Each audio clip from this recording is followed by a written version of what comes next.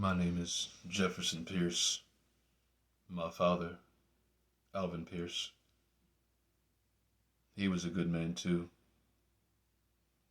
He spent his life giving his voice to the voiceless. He was murdered when I was 12. I've spent my life living the lessons he taught me and passing them on to my girls.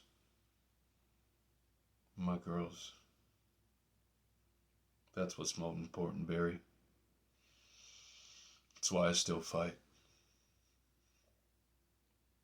How much fight do you still have in you to avenge your father?